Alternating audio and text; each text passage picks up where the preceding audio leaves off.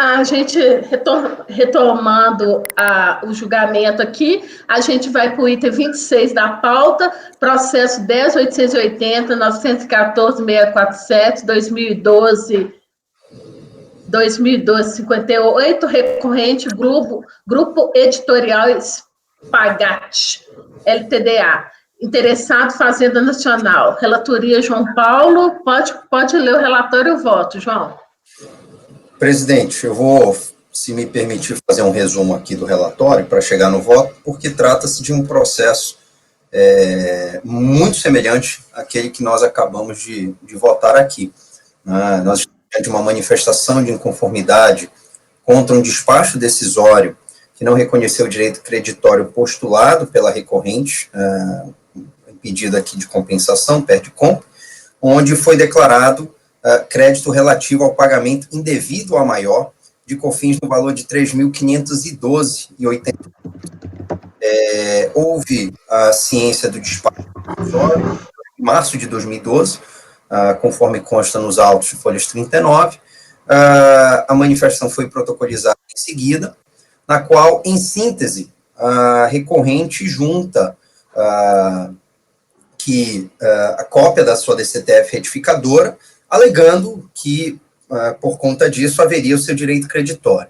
Em decisão unânime pela DRJ de Campo Grande, houve o julgamento de forma improcedente a manifestação de inconformidade, com fundamento de que não houve a desincumbência por parte da manifestante de provar o seu direito creditório. Assim, a sociedade, no caso recorrente, tomando ciência desse despacho de outubro de 2017, apresenta o devido recurso voluntário, tempestivamente, na qual, nessa peça recursal, alegou os mesmos argumentos e junta duplicatas ou notas, pouco legíveis, inclusive, e não foram juntados relatórios fiscais, em que pese ela afirma que estes estariam em anexo, mas diante do processo isso não consta. A partir disso, requer que seja julgado procedente o recurso com a consequente homologação do pedido de compensação. É o relatório. Ô, João, pode resumir seu voto, já que você falou que é o mesmo caso, né, de falta de prova, faz um resumo aí do voto, então, para a gente. Perfeitamente. Corroborando aqui o entendimento da turma, eu entendo por fazer esse cotejo entre o CPC e o artigo 16 do 7235, no caso, permitindo a admissibilidade em busca da verdade material de juntar de documentos diante do voluntário, né?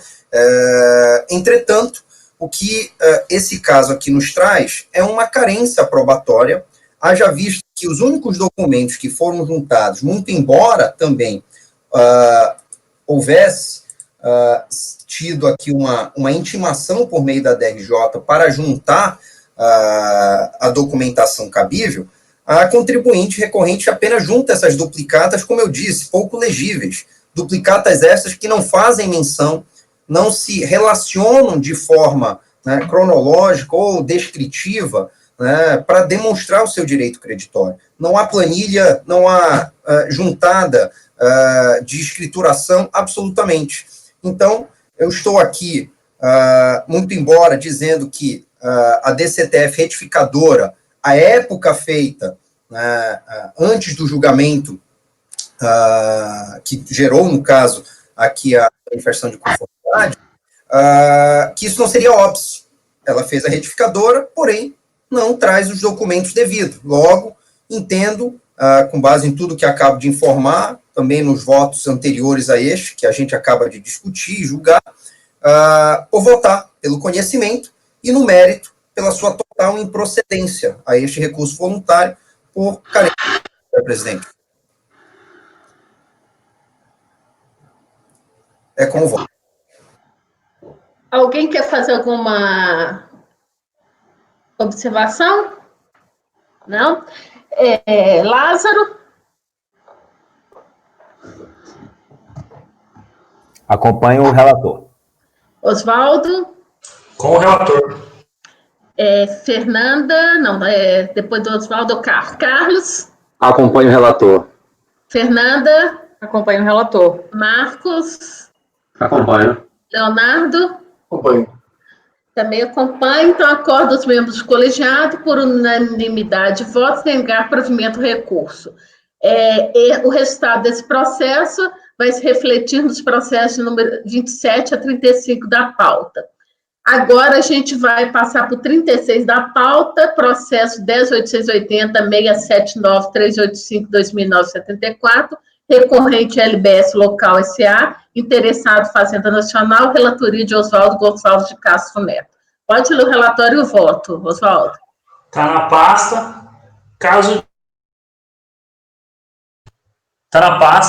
Caso de decompre prova. Mesma coisa da Fernanda e do João. Então, houve despacho decisório eletrônico negando crédito, porque estava todo vinculado. A recorrente trouxe nos autos a DACOM e a DCTF retificada. A DRJ manteve indeferimento, porque DACOM e DCTF não são suficientes para demonstrar o erro. E no recurso voluntário, ela diz que... Aí ela diz qual foi o erro de cálculo. Ela diz assim, o meu erro de cálculo foi que eu disse que eu sou cumulativo, apurei como cumulativo, mas na verdade... Apurei como não cumulativo, mas na verdade eu sou cumulativo. É isso que ela diz. Apurou pelo regime... inicialmente havia apurado pelo regime não cumulativo, todavia está sujeita ao regime cumulativo. Voto. O item 2.1 é aquele básico, tá? Momento da prova.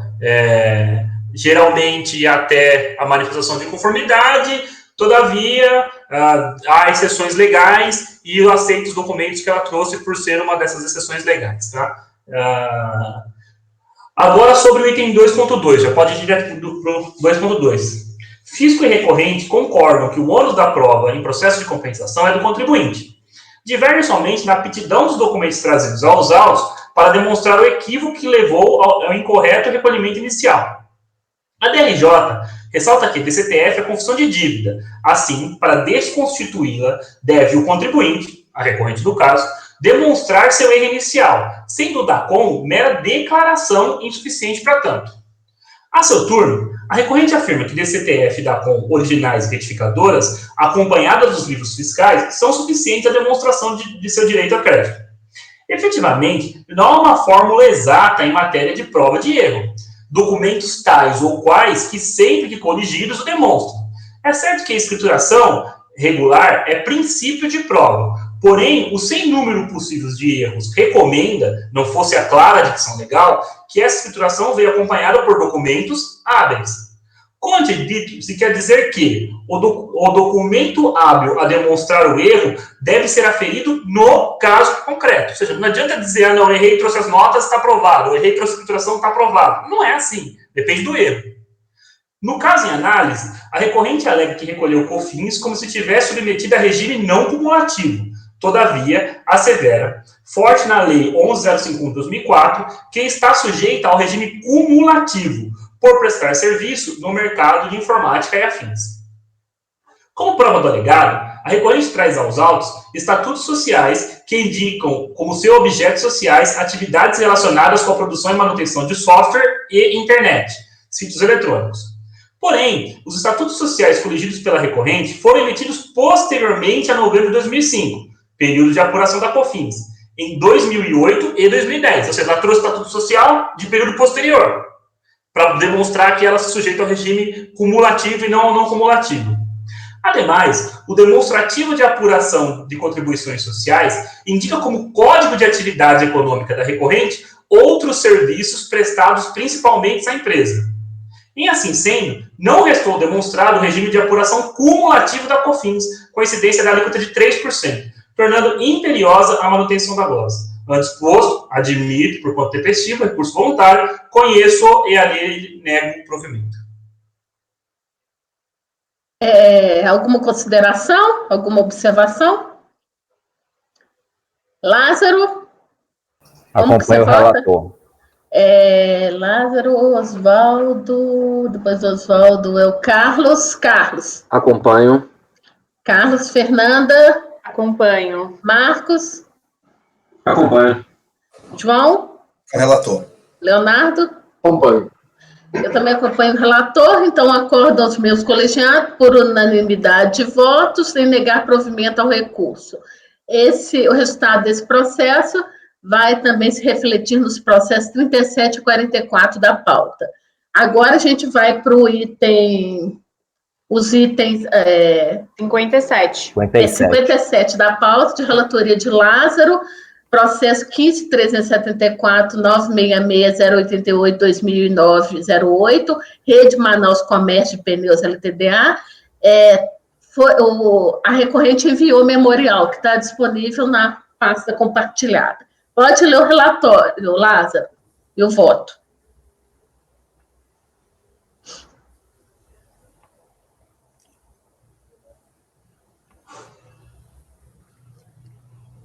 Só um segundo, por favor.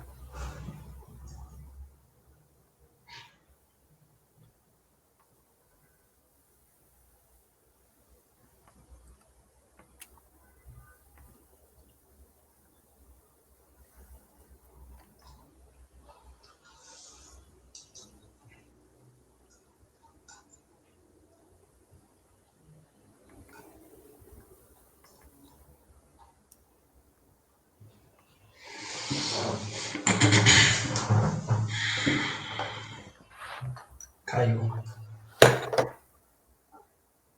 Voltei. Vocês já abriram o arquivo?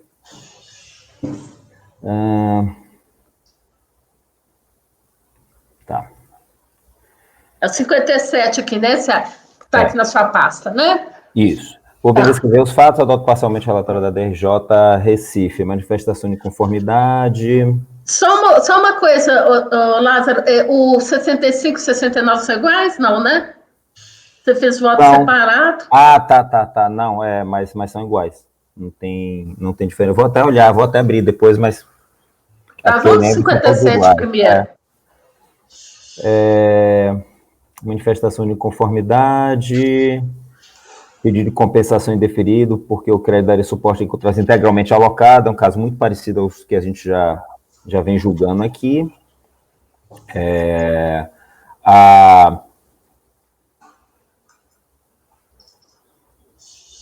O citado crédito seria derivado da inconstitucionalidade, né, de lei. A DRJ, entretanto, julgou improcedente a manifestação, com a seguinte ementa, né? Não havia liquidez e certeza no pedido de compensação, o pedido estaria prescrito, e não acatou a nulidade. O recorrente apresentou recurso voluntário, em que ele alega nulidade do despacho dele, mantém a alegação de nulidade do despacho decisório, os seguintes termos. Alega o recorrente que o despacho decisório inicial preteriu o flagrantemente direito de defesa da recorrente quando for procedido de intimação que permitisse fosse informada a autoridade procuratória e esta que proferisse seu despacho, sabendo que o crédito compensado tem origem na declaração de constitucionalidade da Lei 9.718, de 98. Entretanto, é pacífico na jurisprudência deste Conselho que não há qualquer obrigatoriedade para o fisco de intimar o contribuinte dos atos administrativos realizados na fase investigatória ou inquisitorial. O que a Fazenda Nacional não pode negar ao contribuinte é o seu direito ao contraditório. Isso foi garantido com a ciência dada ao contribuinte do despacho decisório de todos os documentos que o respaldam e o estabelecimento de um prazo de 30 dias para pagamento ou para apresentar a manifestação. Da mesma forma, a Fazenda não pode negar ao contribuinte o direito à ampla defesa. Isso foi garantido com a disponibilização de cópia integral do processo e com a possibilidade do contribuinte de se utilizar de todos os meios de defesa admitidos pela legislação. Assim, somente a partir da lavratura do auto é que se instaura o litígio entre o fisco e o contribuinte.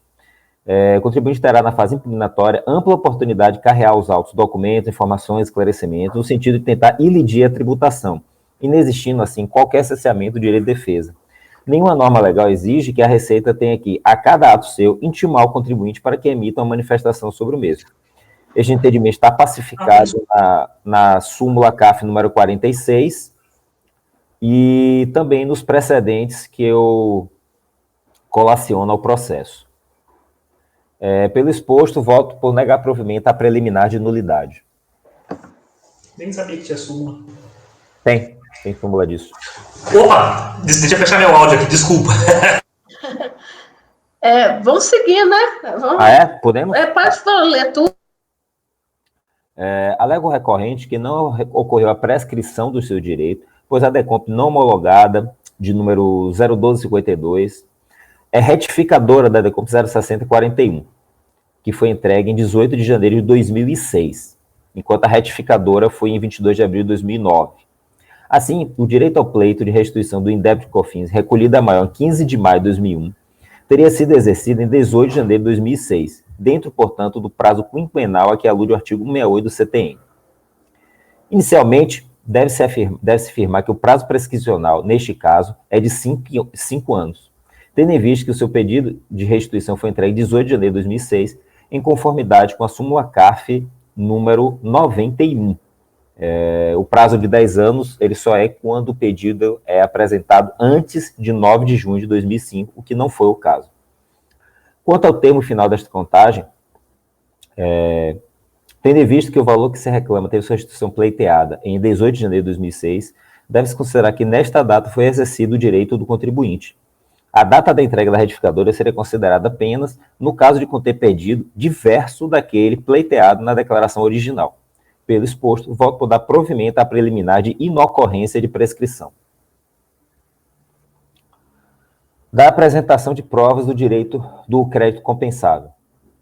Alega o recorrente que instruiu a manifestação com todos os documentos que atestam o pagamento indevido de COFINS suficiente para extinguir o crédito. Apresentou cópias do seu balanço patrimonial, demonstrativo do resultado, bem como da DPJ, memória de cálculo do indébito de COFINS apurado, através dos quais se comprovaria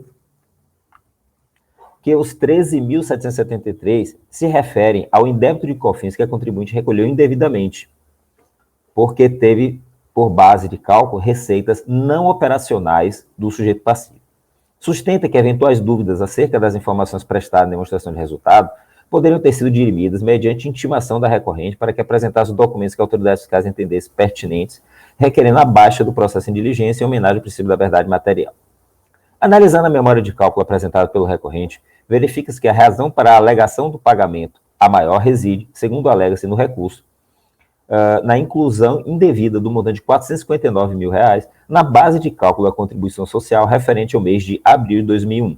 Vocês podem ver aí, esse cálculo foi extraído do recurso voluntário. Entretanto, ao analisar as provas apresentadas pelo recorrente, encontra-se o demonstrativo de resultado à folha 136. Eu colacionei aí o documento, o trecho que nos importava. De acordo com este documento contábil fornecido pelo contribuinte, o valor total apurado com receitas financeiras no segundo trimestre de 2001 foi de R$ 92.338. Este valor é repetido na DIPJ, também fornecida pelo contribuinte, à folha 75. Estes foram os dois únicos elementos de prova juntados aos autos pelo recorrente. Observa-se, de imediato, que o recorrente não teve receitas financeiras em abril de 2001 no montante de R$ 459 mil. No máximo, caso toda a receita financeira do trimestre estivesse concentrada no mês de abril de 2001, este valor poderia chegar a R$ 92 mil. Contudo, pela ausência de demais elementos probatórios fornecidos pelo recorrente, não há como saber o montante exato do mês de abril de 2001, e sequer se tais valores realmente possuem natureza contábil e jurídica de receitas financeiras.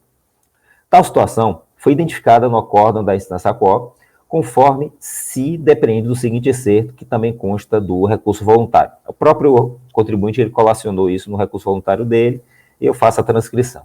O contribuinte, mesmo estando ciente da sua deficiência probatória, o acórdão da DRJ especifica o que é que seria necessário, apresentar, e de quais documentos poderiam supri-la, apresentou o recurso voluntário sem ajuntado de qualquer nova prova, limitando-se a afirmar que, caso o julgador esteja em dúvida, basta solicitar uma diligência fiscal para apurar os valores. Quanto ao pedido de diligência e ou perícias, o artigo 18 e 29 do Decreto 72/35 deixam claro que a realização de diligência é uma faculdade concedida ao julgador e tem a função de dirimir eventuais dúvidas, mas não para realizar produção probatória cujo ônus era do recorrente. Observa-se que é do contribuinte ônus probatório nos processos em que o contribuinte reivindica um direito de crédito contra a Fazenda, Código de Processo Civil, artigo 373, faça a transcrição do dispositivo. Além disso, deve-se observar o que dispõe o artigo 16, decreto 7235, sobre a preclusão do direito, faça a transcrição. A retificação da DCTF, a alegação de que os valores foram declarados a maior, para que seja considerada apta, deve ir acompanhada de provas inequívocas, conforme o artigo 147, faça a transcrição.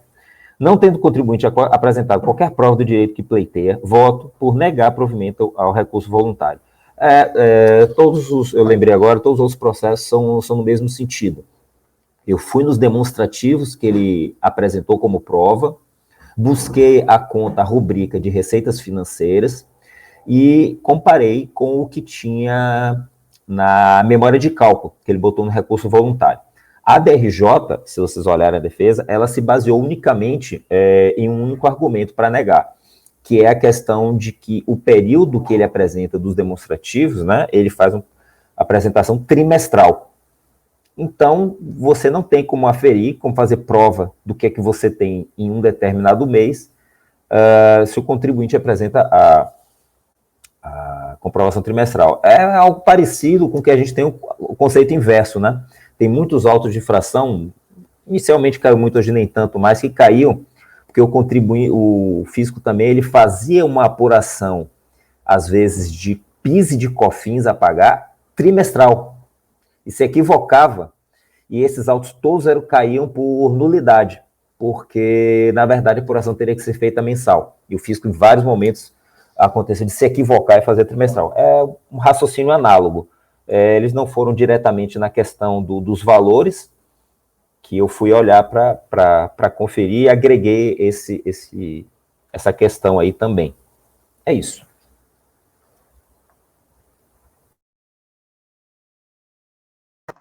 Marcos, você gostaria de falar? Ô, Lázaro, só um detalhezinho, naquele item anterior, né, da prescrição, quando ele menciona a respeito de prescrição, ele fala só em relação ao prazo, em relação a compra inicial, né, original, não a retificadora, né, mas ele não cita, salvo engano, pelo menos é o que eu estou vendo aqui, que haveria 10 anos, ou ele fala alguma coisa a respeito disso? Na verdade, eu poderia até ter suprimido essa questão. Não, eu só estou perguntando isso por causa da súmula, porque a súmula é que ela levanta essa história de 10 anos, quando ele tem a perda de compra anterior a julho de 2005, né? Então, assim, eu só estou querendo dizer que a súmula aqui, ela, no final das contas, ela não... Ela aí não agrega nada. Não agrega nada, exatamente. Sim, não é uma matéria que foi trazida pelo contribuinte, eu apenas quis deixar fixado a eventual polêmica futura, não sei, eu apenas quis deixar fixado, mas poderia ter sido suprimido. É só para, de repente, não dar margem para te dar munição para tomar tiro nisso, entendeu? É só nesse sentido que eu pensei, que às vezes eles querem arranjar outro argumento e tal, dá motivo para um embargo nesse sentido aí, porque esse caso aí não foi levantado, né? Mas por isso, mas tudo bem. É só para confirmar. Mas o embargo seria por omissão, no caso, né? Não por... mas isso aí tá demais até, né, na verdade, né? Não, tudo bem. Por excesso, não por omissão. Tá bom, tá bom. Então, vamos à votação, né? Alguém quer falar mais alguma coisa? Não, né? Oswaldo. Acompanho o relator. Oswaldo. Carlos. Acompanho também. Carlos, Fernanda. Acompanho o relator. Marcos já se pronunciou, né? Acompanha. Acompanho. João? Acompanho. Leonardo? Fernanda acompanhou o Lázaro? Eu acompanho também. Eu também acompanho, então, os acordos dos membros colegiados, por unanimidade de votos, negar provimento ao recurso. O resultado desse processo reflete nos itens 58 a 64 da pauta. O 65, você falou que é igual a esse? A mesma coisa, né? Então, o resultado de 65 vai ficar acordo aos membros colegiados, por unanimidade de votos sem negar provimento ao recurso, e vai se refletir do 66 a 68. O 69 também é igual, né? Relembrando, a única diferença, também que não altera nada, é que alguns processos a DRJ não levantou a questão de prescrição. Só isso. Tá. Então, 69, 70, o 71 também vão ter os mesmos resultados, todos negando provimento. Então, nós vamos para o 72 da pauta. Eu tenho uma dúvida, Mara. É procedimental aqui, que é o seguinte. Você não pode nem responder agora, não sei se você souber, mas eu também vou até ver com o CEPOG. É porque foram colocados na pauta 3 processos como sendo paradigma. E eu tinha, na minha caixa, 5 processos. Então, tem 2... eu vou checar aqui se os outros 2 foram colocados, que eu indiquei na pauta e me pareciam que eram paradigmas. E não repetitivo. Eu não sei por que eles não foram... Os que estavam na pauta lá, que apareceram para mim com repetitivo, foram só esses 3 primeiros. Os sim. outros 2 eu juntei porque eram da mesma empresa. Mas eles não tinham nenhum processo vinculado lá. Vinculado, né? A pauta que eles me mandaram, tá? Tá bom. Obrigado. Isso depois também, eles, na hora de olhar lá, eles sabem se teve ou não teve. Mas, de qualquer jeito, se tinha e não saiu na pauta, aí a gente tem que retirar a pauta mês que vem e julgar de novo, tá? Vou conferir direitinho e te falo. Tá, então tá jóia.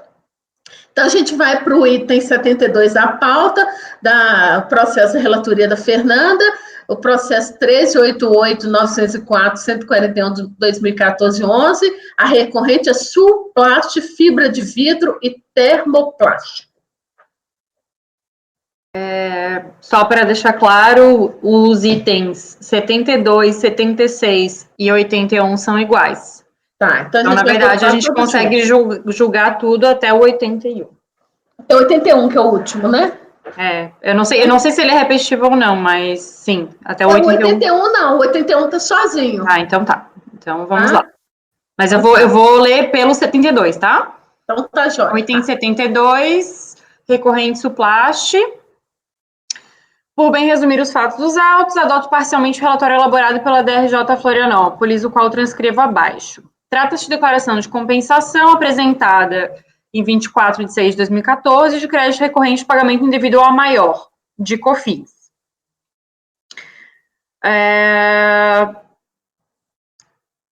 Aí menciona de que, visando regularizar a situação, a recorrente procedeu com a retificação do GCTF da COM em 19 de 3 de 2015, apresentando o valor correto devido no débito, mas isso foi posteriormente ao despacho decisório e só foi apresentado junto com a manifestação de conformidade. Da análise do caso, a DRJ de Florianópolis decidiu por unanimidade pela improcedência da manifestação de inconformidade em razão de carência probatória, sob o fundamento de que mera retificação de DCTF não seria suficiente para suportar as alegações de direito ao crédito, sendo indispensável a apresentação dos livros fiscais e contábeis. Em resignada, a empresa apresentou recurso voluntário revisando os argumentos da manifestação de inconformidade, com ênfase no argumento de que o processo administrativo fiscal deve prezar pela verdade material, por meio do qual o fisco deve assegurar a condição para que o fiscalizado demonstre o cumprimento das obrigações surgidas e não ocorrência dos fatos previstos na hipótese tributária, bem como enfatizando seu direito a crédito dentro da lógica da não cumulatividade das contribuições, visto que deriva das aquisições de bens e serviços necessários à consecução do seu objeto social e que realizou as devidas retificações de DACOM e DCTF, apresentando o valor correto devido do débito. Diante disso, requer o provimento total do recurso voluntário. O processo foi, então, encaminhado ao CARF, sendo a mim distribuído para análise e voto. É o relatório. Passo, então, ao voto. O recurso é tempestivo e preenche todos os requisitos de admissibilidade, razão pela qual merece ser conhecido. Conforme destacado no relatório, o verso presente sobre o pedido de compensação de COFINS, em que a recorrente defende a necessidade de reforma do despacho decisório eletrônico com base em retificação de DACOM e DCTF, realizado em momentos posterior, motivo pelo qual a fiscalização não teria reconhecido a exigência do crédito passível de homologação. Entendo que os argumentos trazidos pela recorrente de que o despacho decisório não levou em consideração todos os fatos relevantes ao deslinde do caso mereça atenção, tendo em vista que se tratou de despacho eletrônico e que houve a devida retificação de DACOM e DCTF posteriormente. Somado a isso, deve-se reconhecer que a recorrente trouxe aos autos, no momento do recurso voluntário, conjunto de notas fiscais e de demonstrativos de apuração das contribuições no período. Aqui, diferente do outro caso, ela refaz todos os cálculos e demonstra exatamente onde está a diferença e como que ela foi apurada. Considerando a reiterada jurisprudência deste Conselho no sentido de flexibilizar o momento do conhecimento de provas trazidas aos autos, principalmente diante da análise inicial realizada via despacho eletrônico, entendo que os documentos trazidos devem ser avaliados a fim que se apure a certeza e liquidez do direito pleiteado. Nesses termos, voto por conhecer o recurso voluntário no mérito pela conversão de julgamento em diligência, a fim de que a unidade preparadora analise a existência e disponibilidade dos créditos pleiteados à luz das notas fiscais demonstrativas juntadas aos autos, confronte tais documentos com os valores declarados pela recorrente nas versões retificadas de DACOM e DCTF, de forma a confirmar a apuração dos créditos, elabore relatório circunstanciado com conclusões cientificando a recorrente para que esta, querendo, se manifeste no período de 30 dias, e esgotado o prazo de manifestação, seja providenciado o retorno dos autos a este Conselho para prosseguimento do julgamento. É como voto. Alguém quer fazer alguma observação? Só um segundinho, presidente. Eu estou checando uma informação. Tá certo. O Lázaro também está checando. Aí, né, Lázaro?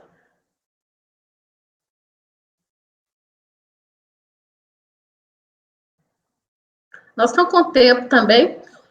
É o último processo de hoje.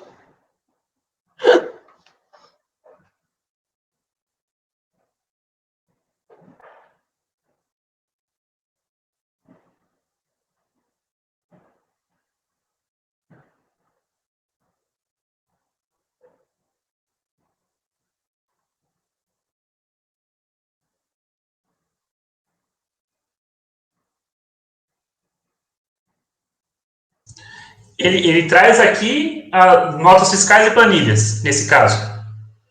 Só.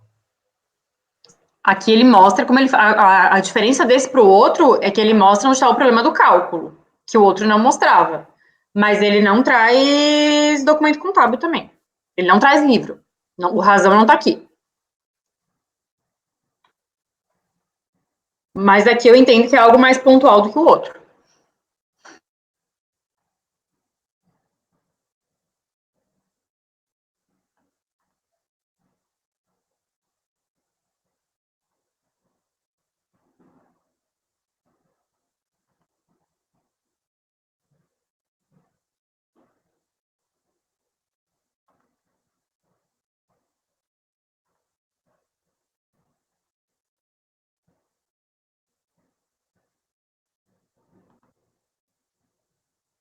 Então, no caso, ele está alegando que ele não computou como crédito os valores referentes a essas notas fiscais de prestação de serviços.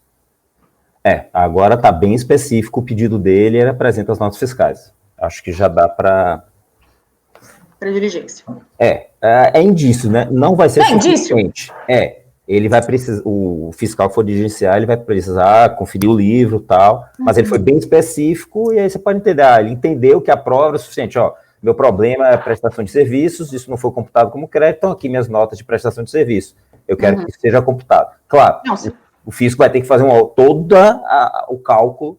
Mas como qualquer diligência.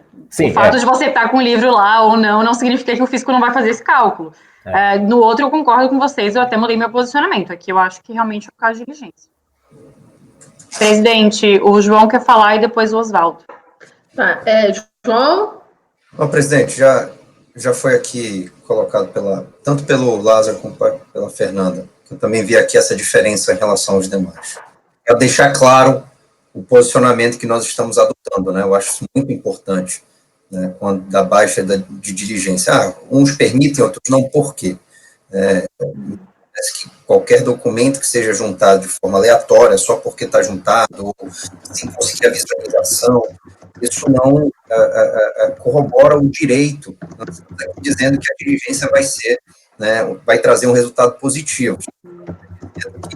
As palavras do Lázaro, há indício, o contribuinte demonstrou, fez seu dever de casa nesse aspecto, correlacionando aqui as notas dentro das planilhas, demonstrando a questão de cálculo, é muito diferente de algo que nos pode deixar aí uma margem de crença se sequer aquela nota já foi creditada ou não em outro momento. Então, era apenas nesse sentido que eu queria me manifestar. Oswaldo? É inquestionável que esses serviços geram direito a crédito? Eu não fiz todas as análises de todas as notas, porque, assim, um dos processos tem, tipo, 600 páginas de documento, sabe? Mas, assim, pelo visto, o que eu passei o olho tem a ver. Tem a ver com lubrificante de máquina, tem várias notas fiscais que eu lembre, assim, de cabeça, que realmente estão relacionadas a processo produtivo. Eu só tomaria, então... mas aí também... E ele descreveu o processo produtivo dele? Não.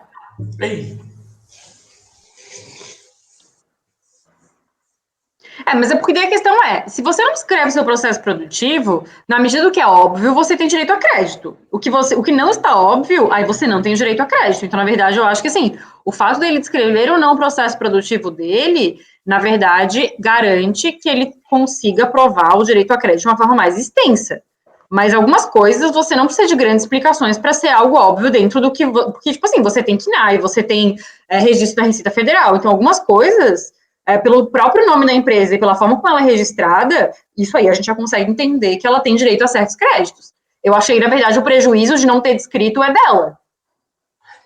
Eu só, então, eu teria, assim, porque da forma em que está a sua proposta de diligência, está indicando mais ou menos assim, olha, todas essas notas dão direito a crédito, computa aí. E é uma coisa que a gente não sabe. A gente não tem a menor ideia se dão direito a crédito ou não. Posso mudar a redação. Talvez ajustando, né? Computando no valor a compensar, aí as notas fiscais que sejam de aquisição de insumos na forma do artigo 3º, inciso da 10833 e 10637. Porque é complicado se ele tiver nota que não é evidente, que assim, que ele teria que demonstrar realmente. Você falou assim, tem algumas coisas que realmente, se você bate o olho no contrato social e você bate o olho na nota, você fala, é essencial e relevante. Sei lá, compra de água para fazer cerveja. É essencial e relevante. Compra de malte, lúpulo, igual. Assim, é essencial e relevante, pronto, acabou. Agora, outras not so much. Então, acho que por isso que aí não fugiria o que a gente já tem decidido, especialmente o que eu já penso sobre o tema. Tem que trazer a prova, se está dizendo, não computei os créditos, então, com isso aqui, com tudo que ele está me dando, o que é crédito? Aí sim eu concordo contigo. Não, eu acho que eu pensei em colocar assim, a unidade preparadora verifique os créditos pleiteados à luz das notas fiscais apresentadas, né? Mas já tá bom, não? E... O texto que colocou aqui, analise a existência e disponibilidade dos créditos à luz das notas fiscais. É o que o fiscal vai fazer. Analise a existência e disponibilidade. Sim, se o crédito existe, se está disponível, se já não foi utilizado, se essas notas não já foram computadas. Ele está dizendo que não foi computado. O fiscal pode chegar e concluir, não, esse valor já foi computado aqui. Então ele pode existir, mas não está disponível. Por já ter sido porque eu entendi até a colocação do Oswaldo, porque aqui ele está assim, está parecendo assim, que está ficando assim, que aqueles créditos você já viu que todos têm direito. Agora você quer saber se eles são disponíveis. Não. Eu não tenho certeza, né? Eu tenho um bom indício de que sim, mas eu não tenho como fazer essa análise daqui, né? Então eu teria que ter que para que a unidade preparadora analise a existência e disponibilidade dos créditos à luz da legislação, né? À luz da... Mas leia a questão, a pergunta 1 com o item 2. Analisa, faça uma análise conjunta das duas situações. Além de pedir... todos os tais documentos... De forma a confirmar a apuração dos créditos. Está mandando que ele confirme também. O cara está dizendo, eu tenho tanto de crédito aqui. Confirme isso. O Lázaro está bem satisfeito com a minha redação, Oswaldo. Não que eu faria exatamente igual, mas o que não posso também... Pronto, estava demorando, né? Dá para o cara... Pô... Todo mundo concorda com a diligência? O Marcos quer falar, já faz algum tempo. O cara que vai pegar isso aí, ele sabe o que ele tem que fazer também. Eu imagino eu, né? Pelo amor de Deus. Marcos, pode falar, Marcos. Deixa eu dar só um posicionamento rápido do que eu tenho adotado lá na turma. É bem semelhante ao que vocês estão fazendo, não muda muito, não. Apesar da gente, algumas vezes, exigir, né, a apresentação de escrita contábil fiscal, nesse caso aí, de fato, eu tenho que concordar com a Fernanda que ele se amolda àquele caso em que ele tenta demonstrar o seu direito, né? Eu vou aproveitar aqui só para reforçar o que a Fernanda está falando. Lá no meio do recurso voluntário dele, ele cita, né, já quase no final, na página 8, ele diz que foi pago 368.437, só que ele, na verdade, deveria ter pago 348.497. Quando você vê lá no final da planilha, né, que ele junta a lista de todas essas notas fiscais, de fato dá 19.940, que é exatamente a diferença que ele menciona no recurso voluntário. O detalhe é o seguinte, foi o que foi levantado aqui agora pelo Oswaldo. Foi perguntado qual é a atividade, o que essas notas fiscais dizem. Na verdade, não dizem nada, porque ela só lista, vamos dizer assim, nessa planilha, né, tem as notas fiscais que foram juntadas. Mas, se você for, não é atribuição da Fernanda, analisar uma a uma, de fato, tem que se baixar em diligência. Mas, em relação a insumos de PIS/COFINS, eu acho que seria relevante colocar ali naquele final, conforme, agora eu não lembro se foi o Oswaldo mesmo que falou, para melhorar a redação ali do pedido da diligência, seria interessante porque tem um parecer normativo, né, acho que é da PGFN número 5, que cita como que deve ser tratado os insumos de PIS/COFINS por parte da Receita. Então, aí, eu posso até ver com precisão qual é o número desse parecer para poder colocar nesses dizeres dos dispositivos da diligência, para que, na hora que for analisar essas notas fiscais, analisar com base no conceito de insumos de PIS/COFINS, já até com base no que está preconizado agora, pacificado até pelo CARF. Então, assim, eu acho que é interessante botar essa informação ao final ali, entendeu? É nesse sentido que eu posso até pegar, que eu não estou com ela de cabeça aqui, mas eu posso passar... Eu lembro da gente já ter colocado isso também em algumas atas, Marcos. Você quer falar, Leonardo? Eu quero. Eu acho que seria interessante, sim, o parecer normativo número 5, 17/12/2018, até para a gente poder fixar a matéria controversa, porque aqui a gente fica diante de uma preclusão lógica, porque a administração ela se manifesta em um sentido diverso daquele que está sendo pleiteado inicialmente.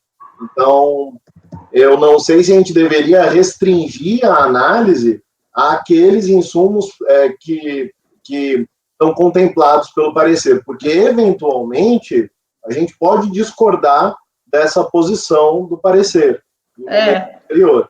Então, acho que o pedido poderia ficar amplo, mas que fosse fixada a matéria controversa, que restou controversa, depois da edição do parecer COSIT número 5, de 17/12/2018. O Léo, só desculpa interromper, você está querendo dizer, então, que de repente seria interessante não colocar lá nos termos da diligência o parecer normativo 5, é isso? Eu acho que seria interessante a gente fazer um quesito mais abrangente, mas adicionar um quesito dizendo que seja fixada a matéria controversa a partir do parecer, e entre aqueles insumos reconhecidos já pela administração, aí sim proceder a essa análise. Gente, vamos fazer o seguinte, vamos deixar um negócio simples e vamos deixar para a unidade, acho que é igual o Lázaro falou, o pessoal da unidade vai entender lá, é melhor vir e a gente avaliar o que eles glosaram, né, quando chegar, né? É o que normalmente a gente faz, né? Porque senão vai voltar só a análise daqueles reconhecidos pelo parecer normativo. Pois é, a gente não quer restringir. Carlos. Eu acho que está tendo, nesse caso aqui, uma problematização adicional que a gente já tinha superado há pouco tempo atrás. A questão de 1 ano atrás, era comum que a gente baixasse processo de diligência para readequação ao parecer. Uhum. Nós vimos que nós poderíamos superar isso e nós mesmos fazermos essa análise. Isso. E aqui eu acho que está se discutindo se dar um passo atrás. Não é isso? É verdade. Eu acho que seria desnecessário. O que vai descer poderia fixar o que é controverso ou não, mas a gente pode fazer isso aqui também, né? Então, deixa eu voltar. Gente, todo mundo concorda, então, com a diligência, né? Então, vai ficar, resolve os meus colegiados, por unanimidade de votos, em converter o julgamento em diligência para que a unidade preparadora analise a existência e disponibilidade dos créditos pleiteados,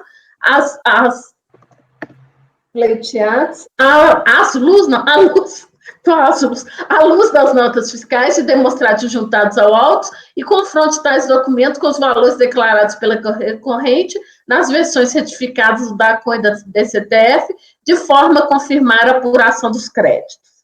Esse resultado vai se refletir nos processos, nos itens de pauta 73 a 75.